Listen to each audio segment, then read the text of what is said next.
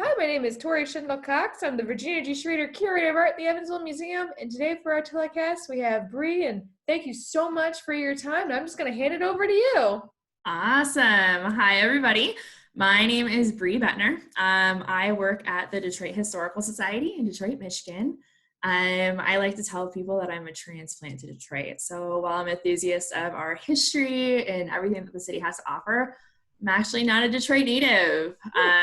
But I did get my Detroit badge, so to speak, from a few of our locals. So they consider me a Detroiter, which is very nice and very honorary. But I grew up with a military father, so I kind of grew up everywhere. So I'm just a kid of the world, so to speak.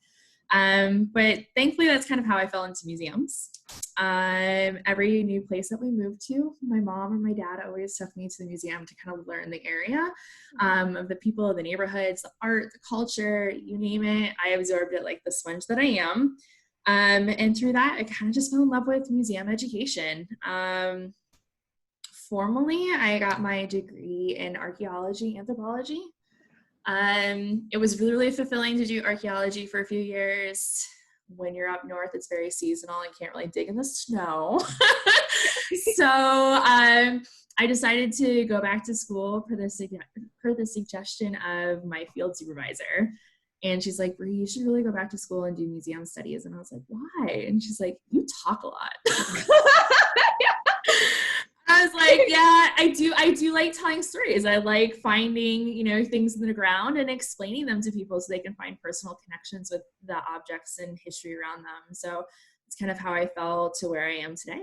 And I wouldn't have it any other way. It's difficult. It's been a difficult road. Museums aren't the easiest thing to get into. No. For all my young professionals out there, you understand. But I did fall into museum education, in particular working with our school groups. So that's a whole interesting beast in and of itself. My job in particular, I work with a variety of different school districts in our area. We have 82 school districts in southeastern Michigan that we serve, which is a lot. I'm sure there's many more that will eventually come through our doors. For right now, that's how many we serve, and we serve about 43,000 students a year. The Detroit Historical Society actually has 2 museums. So I always like to joke, I've got 2 for the price of 1. Yay! So the Detroit Historical Museum kind of covers like Detroit's history. And then we have the Dawson Great Lakes Museum, which is on Belle Isle. It's in the Detroit River. It's a really cool place because it's actually the largest island park in the United States. So fun fact, right? It's bigger than Central Park in New York. Wow. You thought, right? All in our little neck of the woods of Detroit. So we get to talk about our maritime history as well, right? So if you live in the Midwest, the Great Lakes are like a maritime superhighway. We've got freight and we've got cruise ships now going through the Great Lakes, which is awesome. We've got personal vessels that go through. So it's just a really fun story to talk to with kids. Still to this day, one of my favorite questions I get asked all of the time by our students is, are there any sharks in the Great Lakes? I'm like, nope, they're unsalted and shark free, so you're good. But it's really, really fun to be out there. So as you guys can probably tell, I like to talk. Working with children is very fulfilling. At the Detroit Historical Museum right now, we're working with Detroit Public Schools, which, as you can probably imagine, is our largest school district that we serve, being in the city, which is fantastic because kind of the topics that we cover at our museums really fits perfectly with our 3rd and 4th grade curriculum. So we serve a lot of 3rd and 4th graders. And if you've ever had a 3rd or 4th grader, you live with one, that's where the curiosity is peaking. And it's before they start talking back to you, which is always great. Because kids are amazing. But my goodness, they can get a little snarky. But it's a phenomenal working with that age group in particular.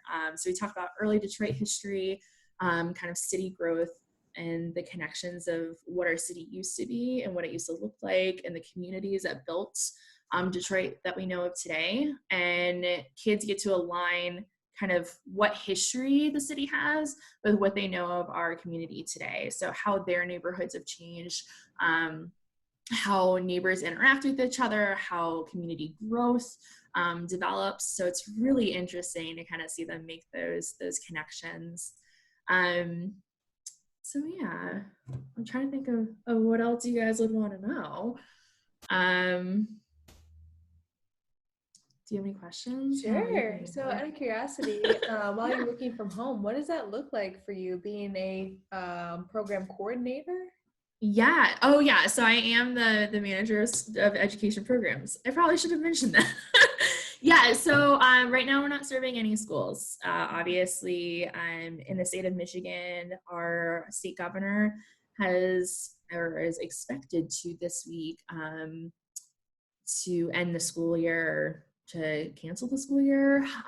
So schools will not be back in session before June, which is a real bummer because this is kind of like, for field trips, this is a peak time for your teachers to take their students out of the classroom. So a lot of the things that my team we're working on right now is kind of activation in terms of like lesson plans, curriculum that we can provide to teachers to share with students. I'm sure lots of people have heard about like e-learning. Parents, I'm there for you. Reach out, tell us what you need. Because we want to make sure that we're helping our parents kind of navigate this very odd time of like homeschooling / guided schooling / e-learning. So it's kind of our big thing. We are also developing our first summer camp. So this summer we are going to be having 2 weeks of summer camp, which I'm real excited about because our focus is Detroit of the world. Talking about all the different ethnic groups that have moved to the city of Detroit and made it its home. So that goes from a Chaldean community to the Arab American community to the Latinx community, Polish, Greek, French, German, you name it. We're covering it. So really, really, really excited to kind of highlight that with our students this summer. And maybe provide a little bit of a reprieve for our parents this summer as well, right? So we are going to be doing that. We've also, our Dawson Great Lakes Museum just underwent a $3.2 million outdoor enhancement. If you've ever been to Belle Isle, our museum kind of looked like a water treatment plant from the outside for a while. Nice 1960s building. It was very nondescript, unfortunately. So we've kind of updated the outside. It's all usable green space outside. I'm really geeked because we're going to be able to do educational offerings out there now and kind of highlight the fact that we are literally on Detroit's waterfront. So we'll be doing some really fantastic programming out there as well to kind of highlight the natural beauty that is the Great Lakes and the maritime history that surrounds it. So it's kind of what we're working on right now, among other things. When you work in a museum, you wear many hats. So there's always plenty of work to be done. There's not a day that goes by where I'm like, oh, I'm taking off this hat, putting on another. But yeah, so lots of good work, lots of busy work. Difficult to say the least. Unfortunately, our staff did lose a phenomenal coworker last week to coronavirus. So that was a really, really heavy hit to our entire team because he was an instrumental member of kind of our leadership team, but also just a morale and mentor to our management team here at the museum. So his name is Marlo Stoudemire. So if you've ever heard of him, keep his family in your thoughts and prayers because he is a phenomenal guy. He did amazing work with our Detroit 67 project a few years ago. So his legacy will continue. But it's been a tough couple weeks, but we're getting there. We're picking ourselves back up. But I can only imagine because it's been I don't know, it's wild. Because every time you hop on social media, there's another death, another person who's positive, and just growing. It was crazy because he's only like 43 years old, so it's like not even in the age group that a lot of the news has been reporting that was affecting in terms of like the death toll. So it was it was just a big surprise. And as far as, you know, myself and other staff know, there was no underlying health issues, which has also been like a very like particular touch point when people are talking about like how people are passing away from it. So it was a heavy hit. We just did not expect it. But Detroit has definitely been affected by this. I was talking with a coworker this morning, also on Zoom, about, you know, how the nonprofit and museum world is going to be able to kind of come back from this. You know, we were kind of reaching a nice little peak where people in our community are seeing our nonprofits and museums as valuable resources. And now that everything's and actually visiting us, yay! But now that we're going into, you know, social distancing and isolation, you know, how hesitant is our community going to be to go back out, right? Or is our expectations that everybody is going to be, you know, given their approval to go back out into society and engage with each other, and they're just going to run to our museums? Or is there going to be a sense of hesitancy for being in large groups or in public spaces because the virus is still catchable? Right. I don't know. I'm interested to kind of see how it falls into place, but it's a concern. Because, you know, we want people to come visit us. Right. But it also gives us museum people, all of our professionals, kind of a better understanding of how we can be museums without walls, which is what you're doing, right? Right? We're outside of our physical spaces, but we're still doing the good work. Because that's the thing. Making your collections accessible and actually doing it. It's easy to talk about. It's easy to drink the Kool-Aid, if you will, that, I'm doing it. But are you really? Exactly. That's where this opportunity, because even though it is a tragic time, I think that it's silver lining. For one, you have to look for those in times like this. What can you do to better serve your public without the walls of your museum, without the comfort of your galleries, and without all the equipment and the luxuries you're used to? Basically, here in my apartment, it's very low tech. To give you a reference point, I got my first TV last year, and the last time I had a TV was 2009. Nice. Yep. Yep. I do here with what I've got that is interesting, relevant, and you know, it's just being able to think of programming you can do. But also, this is why I really appreciate our colleagues, your time, and people relative in our field, because we understand it and we're willing to give back. And I'm just so grateful for that I can just cold call someone like, hey, you want to talk to me? Like, sure. Yeah. No, for sure. The door is always open. I definitely agree with that. And I think that definitely goes to like, that lends itself to the fact that we are public servants in a way. Not in, you know, in terms of government. God bless those in government. But the fact that we are there to serve, right? We're doing, at least at the Detroit Historical Society, everything we do is in the public's trust. The artifacts that we have on display and we care for, and the artifacts that I talk about are all part of the city. They're the city's collection. You know, we just curate it and offer it and do what we can to show all the amazing treasures that we have to offer, and that really just represent the stories of Detroit. And that's one of the more gratifying things. We actually have a replica of one of the first cars that was created in the city of Detroit. Sorry, I gotta talk about us being the Motor City. But we have this car. It was built by Charles Brady King. So we have the replica, and we had a student who was in the student group, and I was like, who made the first car? And usually when you ask a third grader who built the first car, they're gonna say Henry Ford, because it's Detroit and you can't throw a stone in this city without hitting something Henry Ford touched, right? Yep. And I like absolutely love telling them, actually it wasn't. And they're like, what? I had this one student, he's like, it was probably LeBron James. And I'm like, you know what? I'm sure if LeBron James could build a car, he probably would, but it wasn't LeBron James either. But it was just fun to kind of see them make their connections, right? And, you know, they see value in something that LeBron James might have touched or, you know, made or participated in. And it's like, no, this is the history that you get to participate in. And this first car drove on the road that you guys took to get here today. And it's really cool to see their wonderment of like, what? Mm-hmm. Yeah, it's the small connections that brings them all together.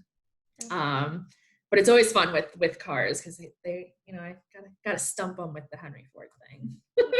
Yeah, absolutely. But no, it's really cool the work that we're able to do, and hopefully continue to do here in the future.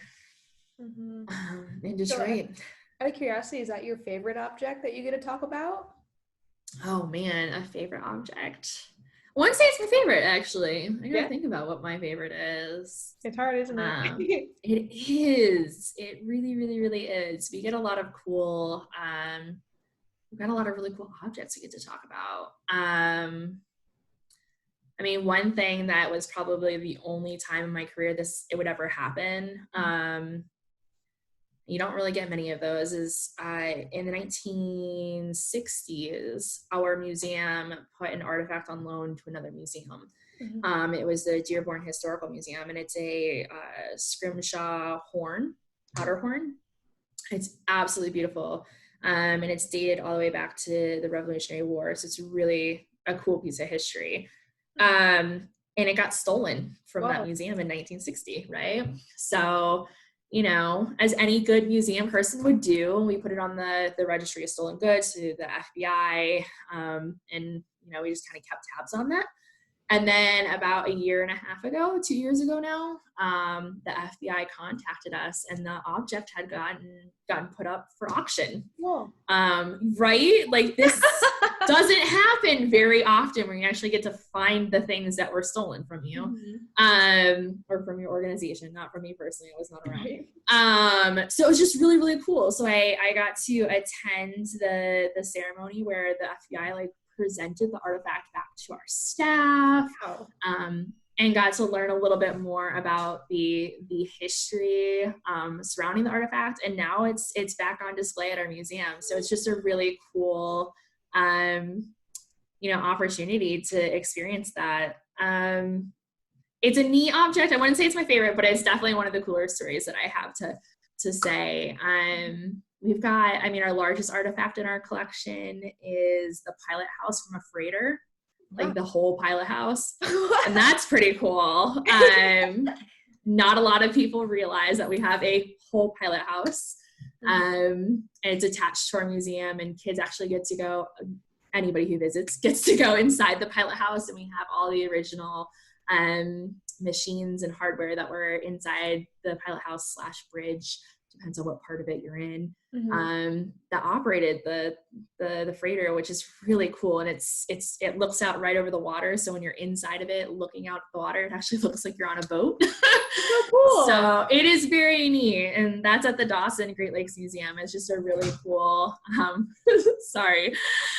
just a really cool opportunity to learn a little bit more about the history of the Great Lakes. But I really like that one. It's a really fun one to go in and to talk about with our visitors. That's amazing. Marie, is there anything else you'd like to share with our viewers? If you're ever in Detroit, which I hope is soon, please come down and visit our museums. The Dawson Great Lakes Museum is free to all visitors. Wow. And the Detroit Historical Museum in Midtown Detroit, which is located next to 7 other museums, if you want to make a day of museums, is it's paid admission. But if you become a member, you can visit whenever you want. But it's absolutely blessed. And when you come, ask for me. I'd love to come by and say hi to any of our visitors to our Zoom today. Well, Bree, thank you so much for your time. That was a lot of fun. Yes. Well, continue the good work. Oh, absolutely. Come visit our museums. And if you have questions or you're looking for resources, don't hesitate to reach out. We're here. I appreciate it. Yes. For our viewers, this is Evansville Museum recording. And Bree, thank you so much for your time. Of course. See ya. Bye.